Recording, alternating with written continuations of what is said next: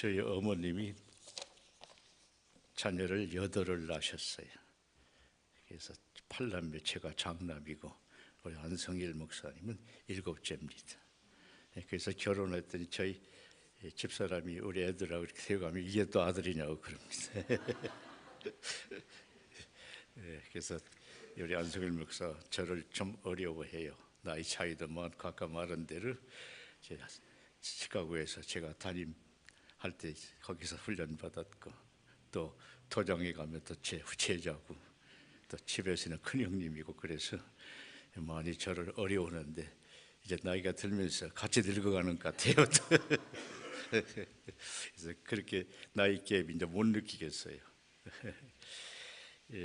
오늘 참 귀한 주님의 한빛교회 어제 새벽부터 밤늦게까지 집회를 하시고 대부분 우리 여기 계시는 성도님들께서 참여를 하신 줄 압니다. 이 성경 말씀에 대해서 제가 목회하면서 참 여러 가지를 많이 느낀 게 많아요. 제가 성경 말씀을 팍 사랑하는 목사 가운데 하나입니다. 특별히 더 사랑하는 것 같아요. 이유가 있어요. 제가 19살 때 예수를 믿었는데 저희 어머님이 어린아이 때부터 예수를 믿으셨어요. 그때는 참 힘들죠. 어린아이 때부터 예수 믿는다는 게. 근데 그래서 그 어머님의 믿음 때문에 우리 형제들은 자연스럽게 다 예수 믿게 됐어요. 어머님이 기도의 사람이에요.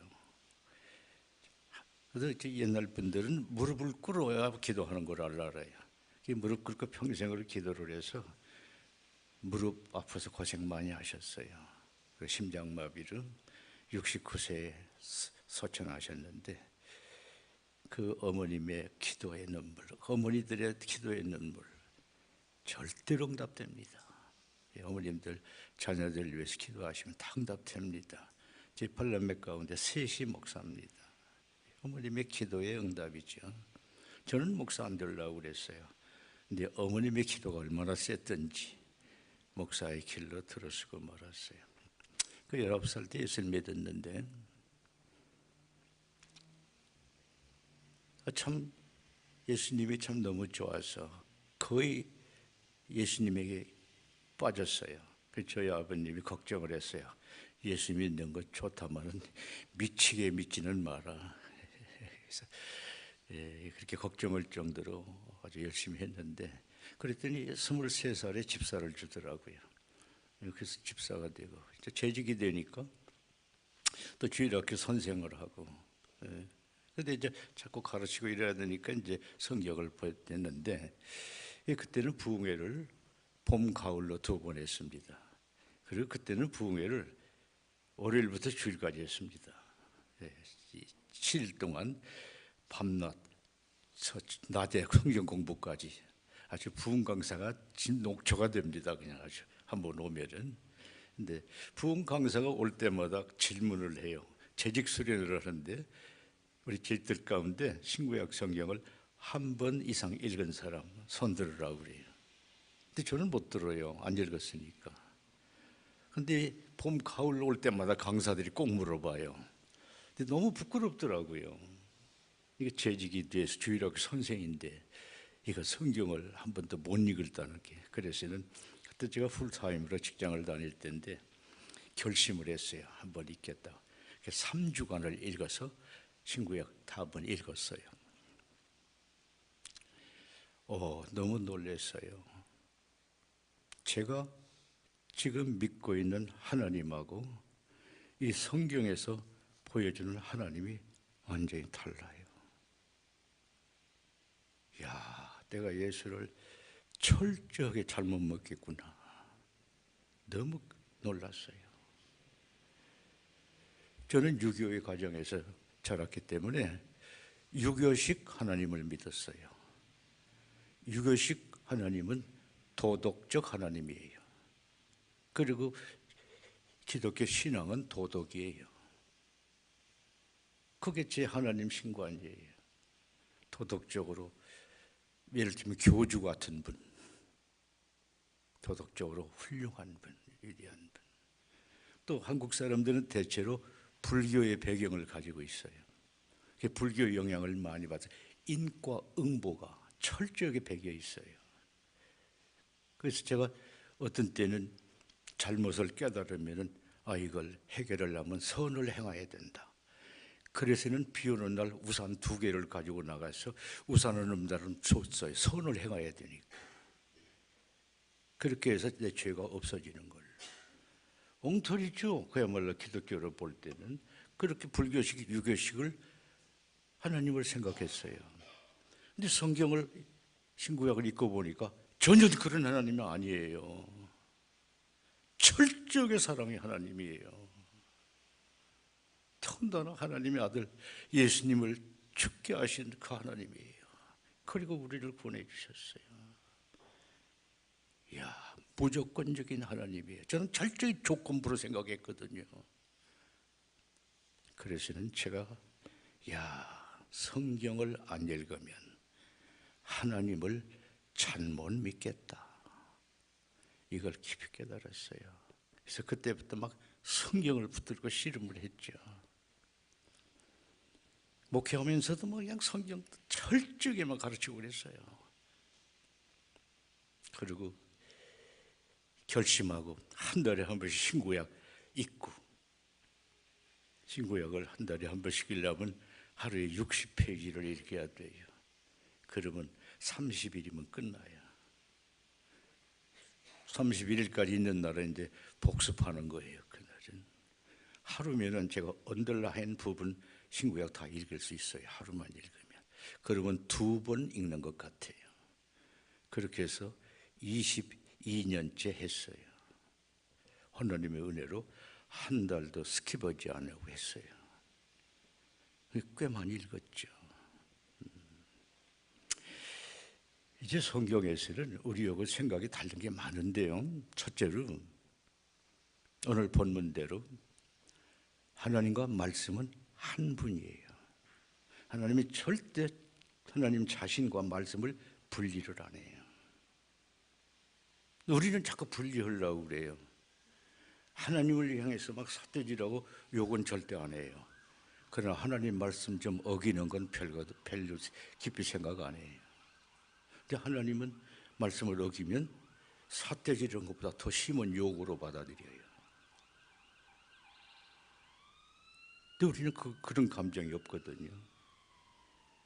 완전히 분리해서 생각하려는데 오늘 반대로 태초의 말씀에 계시냐, 이 말씀이 하나님과 함께 계셨으니 이 말씀은 곧 하나님이시니라. 그 사무엘상 15장 23절에 보면 사울왕이 번번이 하나님 말씀을 어겨요. 그러니까 사울왕 하나님께서 사무엘을 시켜서 이렇게 말하죠. 사무엘이 가라되 왕이 여호와의 말씀을 버렸으므로 여호와께서도 왕을 버려 왕이 되지 못하게 하셨나이다 그래요. 그게 버림받았잖아요. 사울왕이 하나님 버린 일 없어요. 말씀 불순종했는데 버렸다고 그래요. 그러니까 하나님 버림받은 사람 사울의 종말이 어떻게 돼요? 얼마나 비참해요. 이유 없어요. 말씀 어겼다는 것이죠. 하나님은 우리 생각보다 엄청나게 다르게 그렇게 비중을 두고 있어요. 말씀에. 어기면 하나님 버린 거예요. 어기면 하나님 멸시하는 거예요. 어기면 하나님 무시하는 거예요. 사무엘하 12장 9절 10절에 보면 그 위대한 다윗이 엄청난 죄를 범하잖아요. 정말 그렇게 비겁한 죄를 저지른 사람 신구약의 다윗뿐이에요. 그렇게 하나님을 존경하는 잘 믿는 다윗이 그렇게 엄청난 죄를 저질러요. 사랑하는 충성스러운 장군, 그 장군의 아내를 겁탈하잖아요. 그리고 임신하니까 그걸 무마시키려고 그의 남편을 적진에 내보내서 적군의 손에 죽여버리고 말지요. 그리고 죽었다는 소식 들고 그 아내를 자기 첩으로 데려가죠. 이야, 얼마나 잔인하고 얼마나 비겁해요. 근데도 다윗이 아무 일도 없는 척하고 살아요. 어느 날 하나님의 나단 선지자를 보내서 책망하시죠. 그때 이렇게 책망하셔요. 어찌하여 네가 여호와의 말씀을 없인 여기고 나의 악하게 보는 것을 행하느냐 그래요. 여호와의 말씀을 없인 여기고, 그 다음에 10절에 이제 네가 나를 없인 여기고 우리아의 햇사람 우리아를 빼앗아 내 아내를 삼고, 그렇게 책망하죠. 한 번은 내 말씀을 없인 여기고 한 번은 나를 없인 여기고 똑같이 취급하셔요. 그래서 칼이 내 집에 영영이 끊이지 아니하리라 그래요. 이야, 다윗이 오랫동안 징계를 받는데 무서워요. 자식들끼리 칼부림이나 살인극이 벌어지고 간통 사건이 일어나고 무서운 징계를 받죠. 그러고 다윗이 변하죠. 그래서 나중에 얼마나 변했는지, 하나님이 내가 이새의 아들 다윗을 만나니 내 마음에 합한 사람이라, 변한 다윗을 얘기하는 것이죠. 그렇게 똑같이 취급하셔요. 우리들이 말씀에 대해서 진짜 심각하게 생각해야 돼요. 그 소홀히 하면요, 우리 평생 예수 잘 못 믿는 거예요. 자기 혼자는 잘한다고 하지만 아니에요. 우리는 우리의 신앙을 하나님 앞에 평가받아야 돼요. 마지막에 우리 심판 때 하나님 앞에 서지 않아요. 사람에게 심판받는 게 아니에요. 하나님께 심판받는 거예요. 근데 하나님은 말씀과 자신이 같다고 그러잖아요. 기준이 거기에 있잖아요. 우리도 그 기준으로 살아야죠. 이게 하나님과 말씀이 같은 이유를 제가 몇 가지 설명해 드리면요, 첫째로 오늘 본문대로 태초에 말씀이 계시니라, 이 말씀이 하나님과 함께 계셨으니 이 말씀은 곧 하나님이라. 태초부터 하나님도 계시고 말씀도 계셨어요. 태초부터 하나님과 말씀과 함께 계셨어요. 분리가 안 돼요. 하나님의 말씀은 하나님 자신과 똑같아요. 분리가 안 돼요. 시작도 진행도 끝에도 똑같아요. 지금도 같이 계셔요. 하나님은 영원 불변하시는 분이에요. 마태복음 5장 18절에 진실로 너에게 이르노니 천지가 없어지기 전에는 율법의 1.1획이라도 반드시 없어지지 아니하고 이루리라 그래요. 천지가 영원 불변하다 그 말이죠. 말씀은 하나님처럼. 그럼 하나님은 전지전능하신 분이에요. 누가복음 1장 37절에 대저 하나님의 말씀은, 대저 하나님의 모든 말씀은 능치 못하심이 없느니라 그래요. 똑같아요. 하나님은 항상 살아계시오. 여러분 믿으시죠? 예, 항상 살아계시오. 근데 베드로전서 1장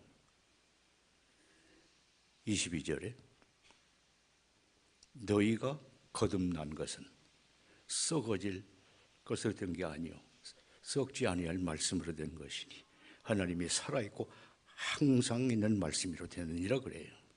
살아있고 항상 계시는 말씀. 똑같아요. 본질이 똑같아요. 본질이. 그래서요, 하나님은 말씀하신 그대로 행하셔요. 하나님 말씀에 어긋나는 일을 하시지 않아요. 할 수가 없어요. 같은 분이니까 할 수도 없어요. 그러니까 고린도전서 15장 4절 5절에 성경대로 그리스도께서 우리를 위하여 죽으시고 장사 지낸 바 되었다가 성경대로 사흘 만에 다시 살아나셨다 그래요. 성경대로. 하나님은 성경과 어긋나는 일을 하실 수가 없어요. 그러니까 그대로 우리를 다루셔야 돼요. 하나님도 우리를. 이게 성경 어기면 하나님은 어긴 거예요. 그리고 하나님은 말씀하신 바로 그 인격자예요. 그러니까 레위기 11장 45절에 내가 거룩하니 너희도 거룩하리라 그래요.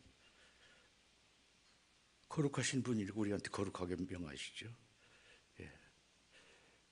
또 요한복음 13장 34절에 내가 너희를 사랑한 것과 같이 너희도 서로 사랑하라 그래요.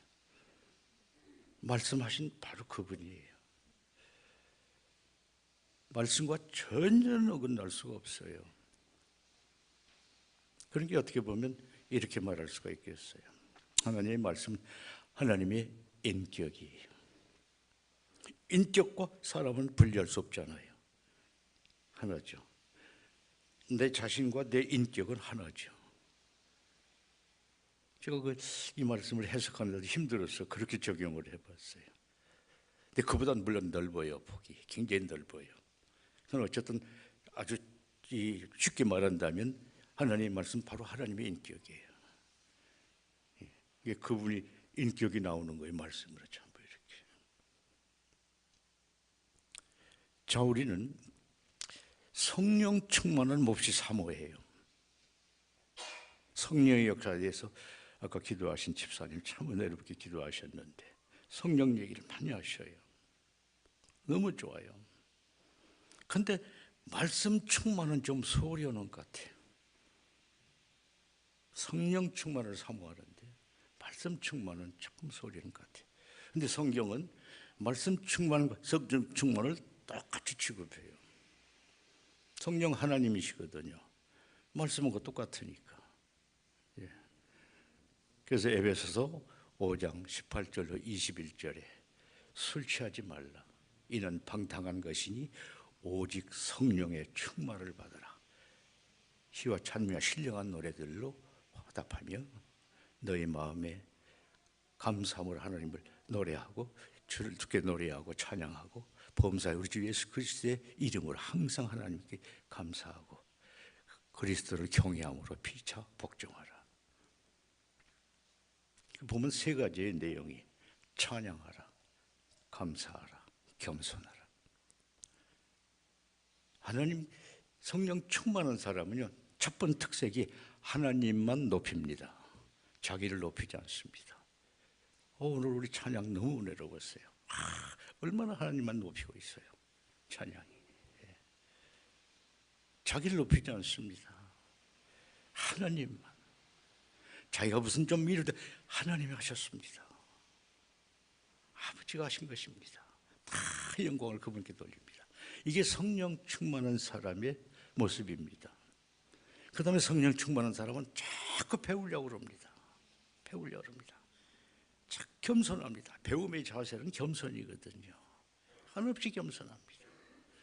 예. 그 다음에 성령 충만한 사람은 모든 게 감사합니다. 범사에 감사합니다. 감사합니다. 어려움을 당해도 감사합니다. 고통 중에서도 감사합니다. 바울과 실라가 감옥 속에서 감사하고 찬양했잖아요. 성령 충만한 사람. 이 세 가지가 특색이에요. 골로새서 3장 16절 10절은 말씀 충만입니다. 거기 보면 그리스도의 말씀이 너희 속에 풍성히 거하여 모든 시와 찬미로 찬양, 모든 지혜로 피차 가르치며 권면하고 시와 찬미와 신령한 노래를 부르며 마음에 감사함으로 하나님께 찬양하고 또 무엇을 하든지 말하여 다 주 예수 이름 알고 그를 힘입어 하나님께 감사하라 그럽니다. 내용이 똑같아요. 그리스도의 말씀이 너희 속에 풍성히 거하여 말씀 충만이죠. 그랬더니 찬양, 겸손, 감사합니다. 그래서 유명한 성경학자 R.A. 토레이는 이런 말을 했어요. 그분은 성령을 아주 중요시 여기는 분인데 그분이 성령 충만과 말씀 충만은 동일한 영적 상태다. 따라서 말씀을 열심히 읽고 묵상하지 아니하면 성령 충만에 이를 수가 없다. 이게 성령학자의 말이에요. 성령을 최고로 중요시하는 그분이 하는 말이에요. 말씀 충만해야 성령 충만하다 이것이. 그러니까 하나로 보는 거예요. 근데 순서는 말씀 충만이 먼저인 것 같아요. 순서는. 우리 요한복음 15장 7절에 보면 어떤 분들은 달리 해석됩니다만은 제가 깨달은 건 그래요. 너희가 내 안에 거하고 내 말이 너희 안에 거하면 무엇이든지 원하는 대로 구하라. 그러면 이루리라 그래요. 너희가 내 안에 거하면 성령 충만입니다. 내 말이 너희 안에 거하면 말씀 충만입니다. 이건 똑같은 말을 두 번 하고 있는 거예요. 성경에 보면 강조할 때는 다른 표현으로 한 번 더 말합니다. 같은 말 되풀이 잘 안 합니다. 같은 의미를 다른 말로 표현을 해요. 근데 여기에 처음에 성령 충만, 그 다음에 말씀 충만 같은 거예요. 강조합니다. 그런 상태에 들어가면 그는 하나님의 생각과 똑같은 생각을 하는 사람입니다. 이게 크게 구하는 것은 다 이루어집니다. 하나님의 뜻 안에서 구하는 건 다 받습니다. 하나님의 약속이거든요.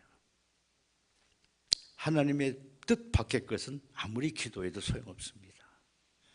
그런 기도는 안 해야 됩니다.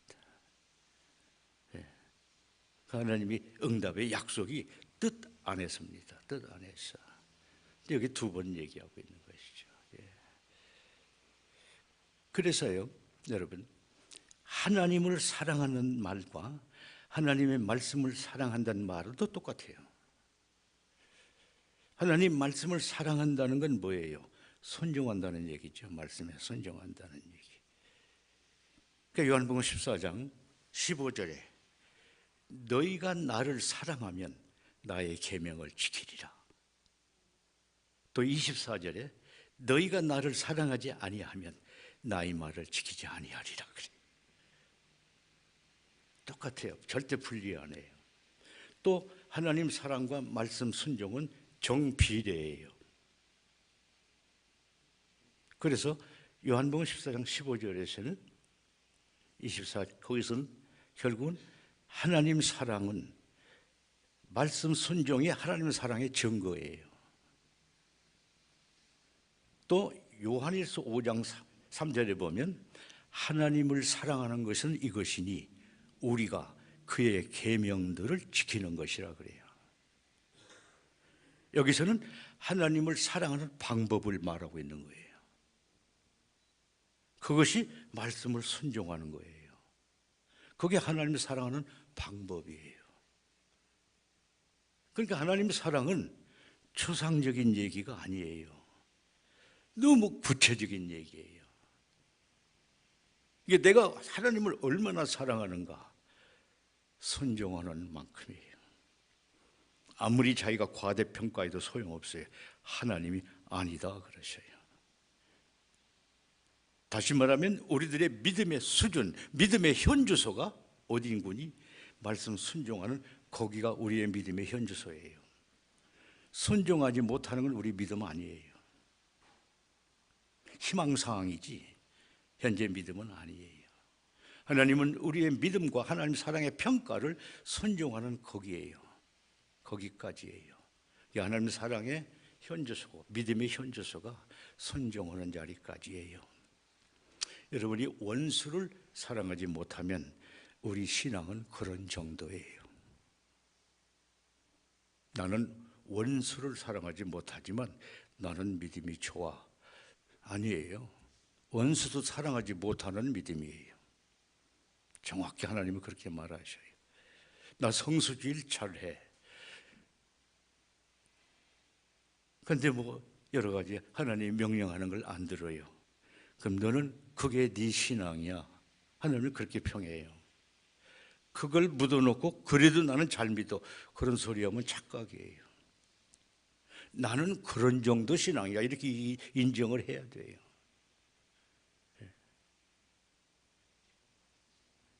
나는 불쌍한 사람 봐도 어디에 나 급한데 뭐 도와줄 수 없어. 그런 신앙이에요. 근데 여러분 보세요. 마태복음 25장에 최후의 심판할 때 어떻게 해요? 행위로 심판해요. 말씀 순종으로 평가해요. 우리 심판을. 그렇게 중요해요. 우리의 신앙을 순종으로 평가하는 거예요. 우리가 구원은 믿음으로 받아요. 이거 구별하세요. 심판 때 예수님 뭐라 해요? 내가 굶주릴 때 너희가 나를 먹을 것 안 줬다 그래요. 내가 목마를 때 마실 물 안 줬다 그래요. 내가 나그네 됐을 때 영접 안 했다 그래요. 내가 헐벗을 때 입히지 않았다. 내가 병들었을 때 돌아보지 않았다. 감옥에 왔을 때 위로하지 않았다. 전부 행위로 심판하고 있는 거예요. 그런데 보세요. 나도 깜짝 놀랐어요. 그런데 그 후에 뭐예요? 다 이게 아는 사람들의 마지막이 뭐예요? 불못불에 들이보내는, 불 속에 던지는 거예요. 그게 지옥이죠.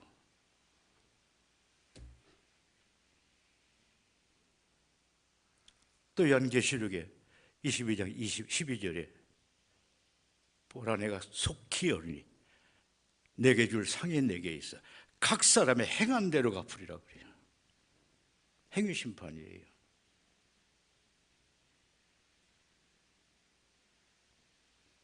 행함은 우리 믿음의 증거예요. 구원은 분명히 믿음으로 받아요. 그러나 그 믿음의 평가는 행위로 봐요. 일부러 아무리 우리가 예수를 믿는다고 해도 믿음 없는 사람처럼 행동하면 그 믿음이 아니에요. 아주 중요합니다. 이걸 구별하세요. 제가 행위로 구원받는다는 말을 안 했어요. 아이고 저 안성기 목사는 행위로 구원을 받는다 그런 소리 하면 안 돼요. 믿음으로 구원받아요. 그러나 그 믿음은 입으로가 아니라 행위로 평가해요. 그걸 꼭 구별하셔야 돼요. 그리고 실제로 우리의 믿음 생활의 총평가도 행위로 해요. 그러니까 행위는 믿음의 증거예요. 하나님의 사랑 증거는 순종이에요.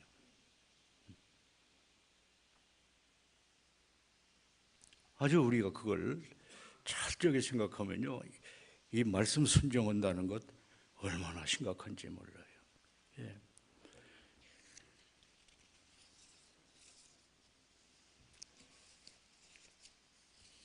그리고 예수 믿으면 우리는 성령을 선물로 받아요. 믿으시죠? 여러분 안에 다 성령님 계시죠?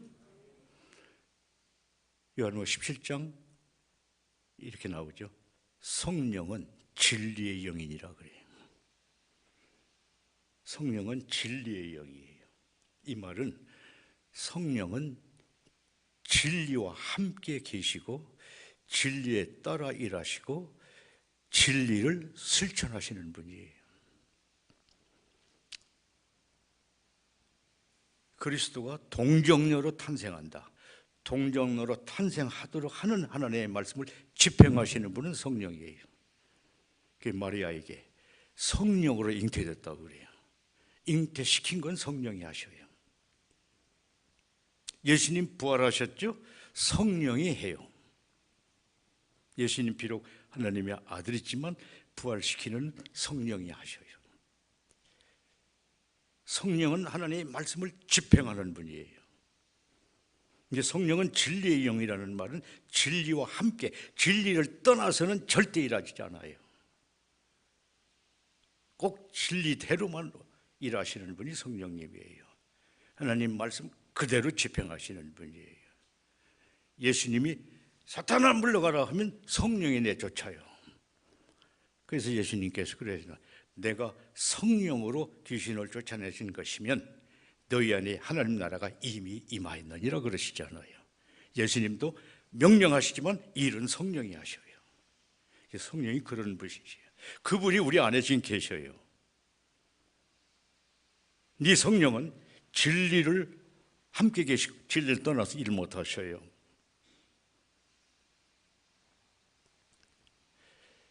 얼마나 이 중요한 진리인지 몰라요. 그래서 성령은 그러면 언제 역사하시느냐? 말씀과 함께 계시지만 우리가 말씀을 순종할 때 일하셔요. 그리고 그때 우리를 만나 주셔요. 순종하는 그때. 요한복음 14장 21절에 나를 사랑하는 자는 나의 계명을 지키리니 아버지께서 그를 사랑하실 것이요 우리가 그에게 가서 그와 함께하리라 그러셔요. 또 23절에 나를 사랑하는 자는 내 말을 지키리니 아버지께서 저를 사랑하실 것이요 우리가 저에게 와서 거처를 저와 함께하리라 그래요. 순종하는 그 자리에 성령이 역사하시고 성령의 역사, 하나님이 거기에 나타나요. 그걸 우리는 성령 체험이라고 그래요. 성령 체험은 할렐루야 뭐 자꾸 10번 20번 외친다고 임하시는 게 아니에요. 순종하는 그 자리에 오셔요. 순종하는 그 자리. 우리 큰아이가 제가 아들이 둘, 딸이 둘인데 괜찮죠? 아들 둘, 딸 둘. 예. 그러나 아파트 얻을 때 힘들었어요. 아이 많다고 안 줘가지고.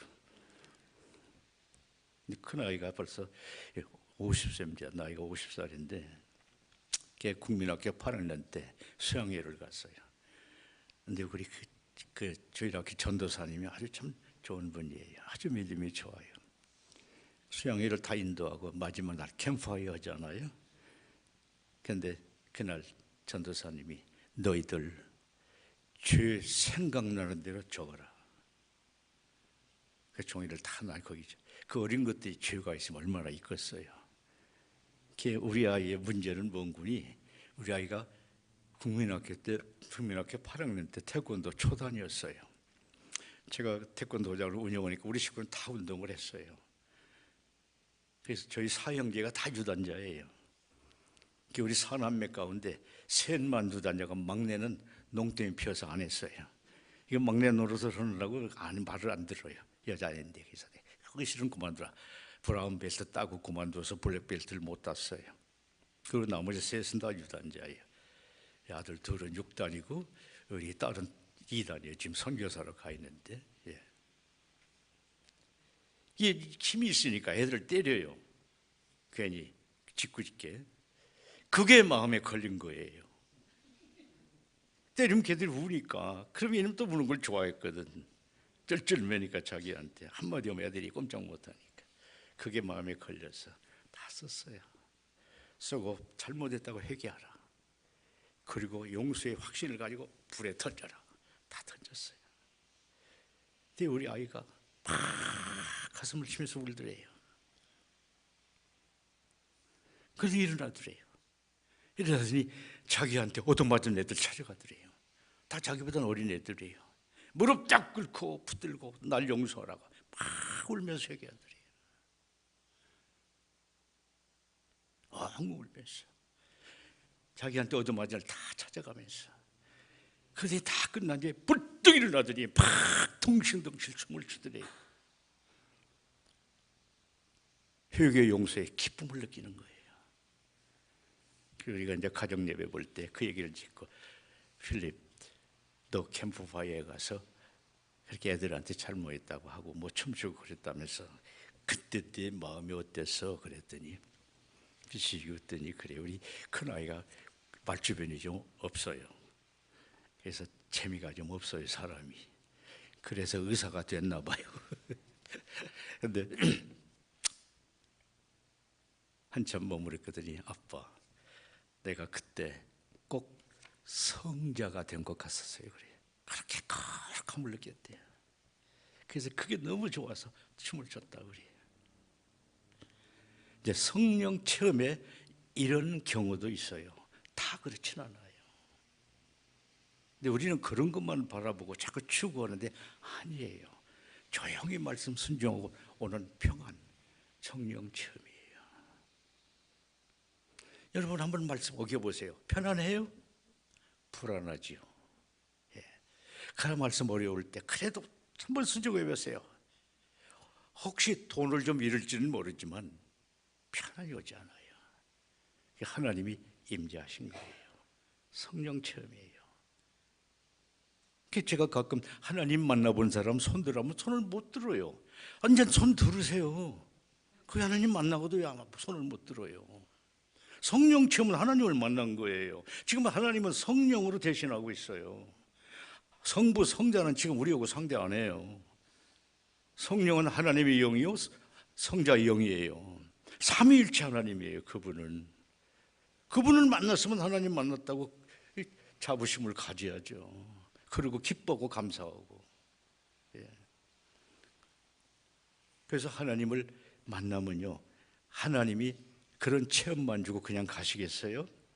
우리 아이가요, 얼마나 변화되는지 몰라요. 절대로 애들 때리지 않아요. 말씀 순종, 변화를 가져와요. 그래서 베드로전서 1장 22절 그런 말씀 있죠. 너희가 진리를 순종함으로 깨끗하게 돼요. 거룩하게 돼요. 거짓이 없이 형제를 사랑하게 이르느니라 그래요. 진리를 순종할 때 우리는 거룩해져요. 깨끗해져요. 그 방법 외에는 없어요. 기도하고 금식하고 순종하기 위해서예요. 그 자체가 우리 변화 못 시켜요. 순종이 안 되니까 금식하는 거예요. 자기 다스리기 위해서. 여러분 꼭 아셔야 돼요. 금식 자체가 변화 못 시켜요. 능력을 힘입기 위해서 금식하고 기도하는 거예요. 그래서 결국은 능력을 힘입어 순종하면 변화가 오는 거예요.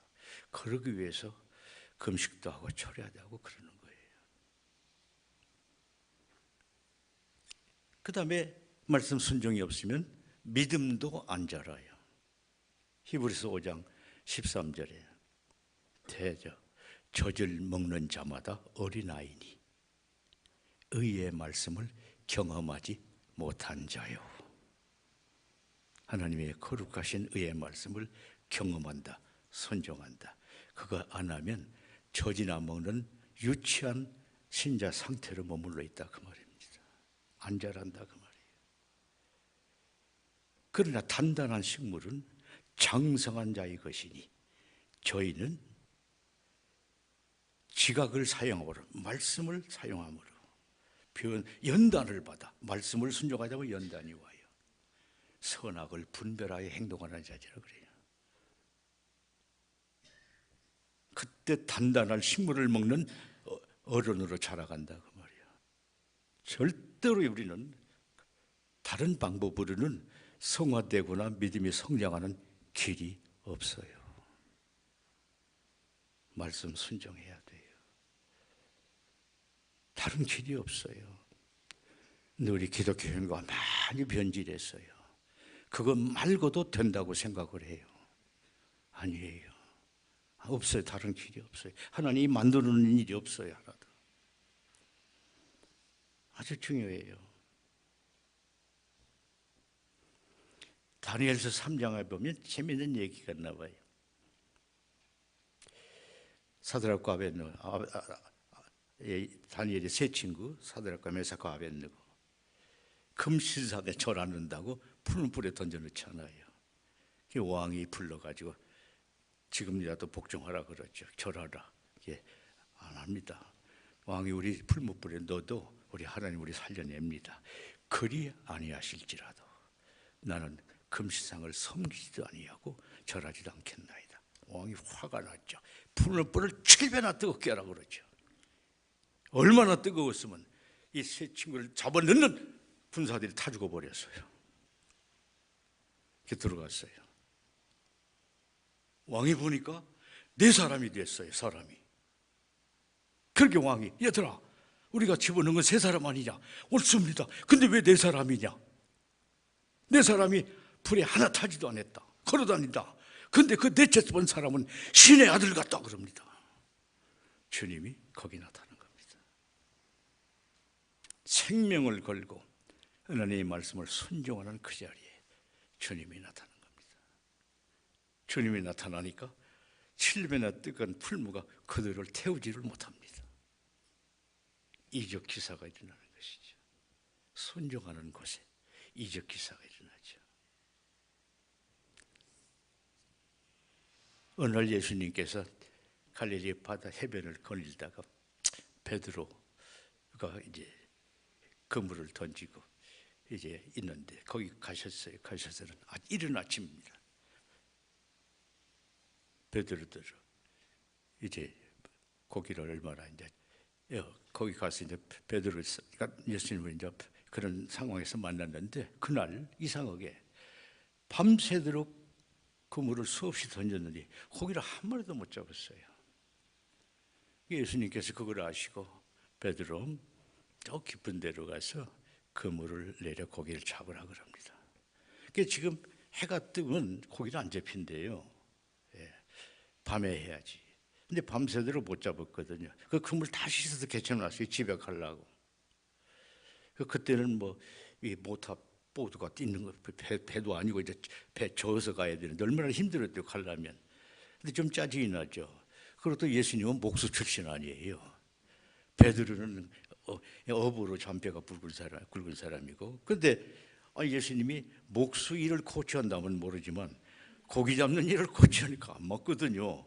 그러니까 베드로가 못마땅한 거예요. 뭐라고 하는 거지? 선생님이요, 우리가 밤이 새도록 수고를 했지만 얻은 것이 없습니다. 그 말은 무슨 말인 거니? 또 가서 해봤자 말짱할 것입니다. 그 얘기죠. 잡을 소망이 없습니다. 근데 뭐라고 그래요? 하지만 말씀에 의지하여 내가 그물을 내리리라 그래요.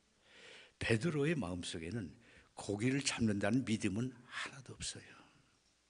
단순히 존경하는 선생님의 말씀 순종하겠다는 것이죠. 여러분, 믿음은 결과를 믿는 게 아니에요. 말씀을 순종하는 게 믿음이에요. 결과는 하나님이 하셔요. 그건 우리가 그냥 놔두면 돼요. 순종만 하면 돼요. 그래서 믿음은 순종인 것이지 결과를 믿습니다. 그게 믿음이 아니에요. 말씀을 순종하는 게 믿음이죠. 이게 말씀에 의지하여 그물을 내리리다. 가서 내렸잖아요.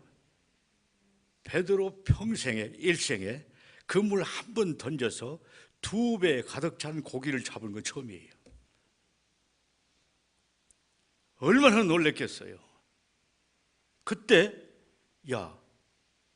이건 내게 말씀하신 분이 보통 분이 아니구나 깨달은 거예요.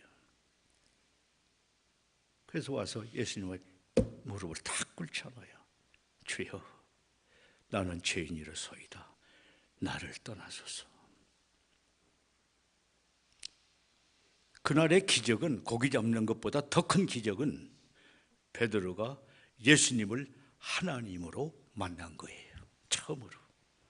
그동안은 베드로는 예수님을 랍비 정도 생각했어요. 훌륭한 선생님. 그래서 가끔 랍비라고 부르잖아요. 선생님이라고 부르고.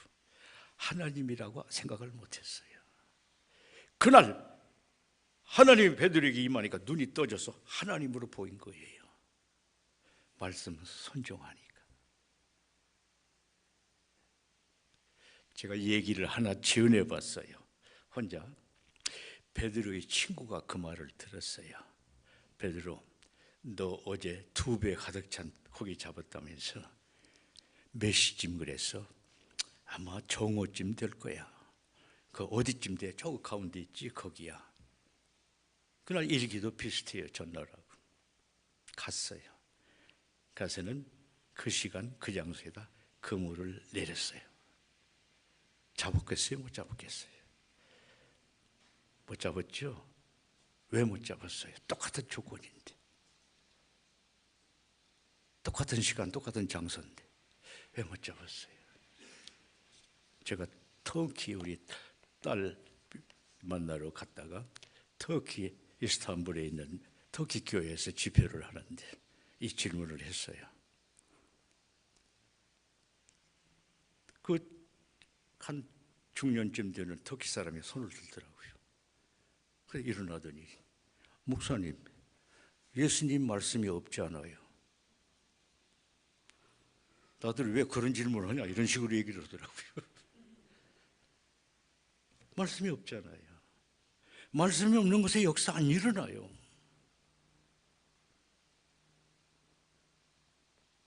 얼마나 정확한 답이에요. 근데 우리 많은 성도들이 그 질문을 조금 당황하더라고요. 틀림없이 못 잡은 건 사실인데 왜 못 잡았냐? 이게 잘 안 들어오는 거예요. 잡을 것 같지는 않아, 절대로. 말씀이 없는 곳은 성령이 역사 안 하셔요. 성령은 진리의 영이에요. 말씀과 함께 말씀에 따라서만 역사해요. 아주 중요합니다. 말씀 없는 곳에 아니에요, 거기는 안 돼요. 이 말씀을 떠나서는 우리에게 아무 일 안 나타나요. 우리의 모든 복은 이 말씀에 들어있어요. 말씀에 떠나서는, 말씀 밖에는 하나님이 주시는 복은 없어요. 혹시 우리를 넘어뜨리려고 사탄이 주는 이권은 있을지 몰라요. 있을 수 있어요. 부정한 방법으로 돈 모으고. 만약 성도가 그런 방법으로 물질을 모은다면 그것 때문에 그 성도는 엄청난 손해를 보게 돼요.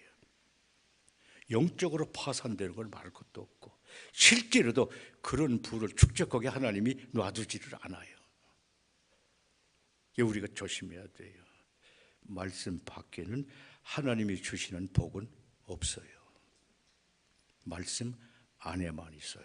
죽으나 사나 말씀대로 살아야 돼요. 저와 여러분의 운명이에요. 운명. 다른 방법으로는 뭘 복받을 생각하시면 안 돼요. 그건 큰 손해봐요. 엄청난 손해를 봐요. 네. 이게 이적 기사도 말씀 순종하는 자리에 일어나요. 저는요,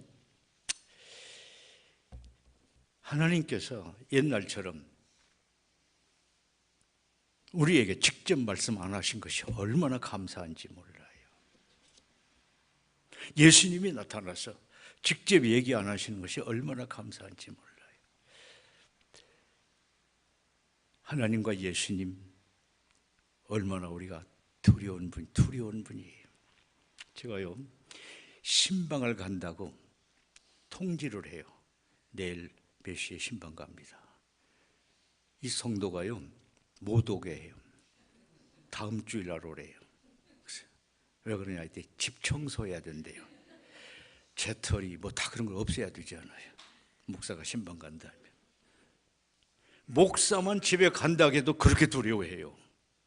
하나님이 우리 집에서 혼자 같이 산다면 우리가 어떻게 견뎌요?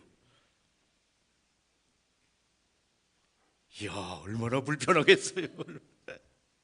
예? 하나님이 직접 우리에게 지금도 말씀하신다면 참 우리도 두려움도 있지만 또 하나는요, 사탄이 얼마나 장난하겠어요. 사탄이 내가 하나님이다, 내가 예수다. 실제로 그런 일이 있었죠.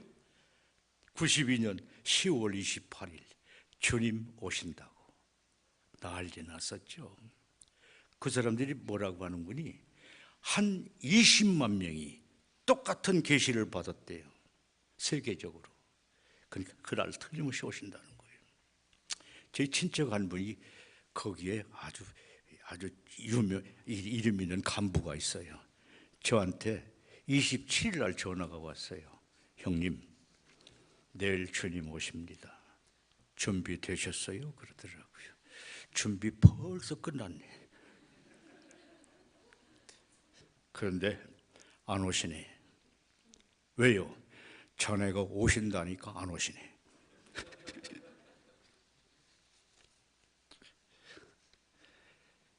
실제로 20만 명이 계시를 받았어요. 사탄의 계시예요. 사탄이 그 장난을 해요. 그런데 성경이 뭐라고 되어 있어요? 마태복음 24장 34절에 나오죠. 그때는 아무도 모르나니 하늘의 천사들도 아들도 모르고 오직 누구만? 아버지만 아시느니라. 나와 있잖아요. 아니, 성령이 계시를, 성경의 어긋나를 계시를 할 수 있어요? 성령은 성경을 떠날 수가 없는데 이게 거짓말이죠. 내가 그랬어요. 전에 20만이 아니야 2억이 보았어도 안 오셔. 왜? 성경과 어긋나기 때문에. 우리 마지막 때요, 성경 모르면 많이 유혹당해요. 성경 알아야 돼요. 성경으로 전부 비춰봐야 돼요. 성경과 어긋나면 사탄아 물러가라 해버려야 돼요. 성경에 어긋나는 역사 하나님은 절대 안 하셔요. 하나님 자신의 파괴예요. 성경을 어긴다면. 하나님 자신이 성경이신데, 말씀이신데 안 해요. 그래서 우리에게 성경 주신 게 그렇게 고마워요. 계시를 준다면 사탄이 얼마나 장난하겠어요. 사탄도 상당히 능력이 있는 존재예요. 이적 기사도 일으켜요. 사탄도 하늘에서 불도 내려요. 계시록에 보세요. 그런 거 보면 현혹되잖아요. 그 성경을 비춰보세요. 틀리지 않아요.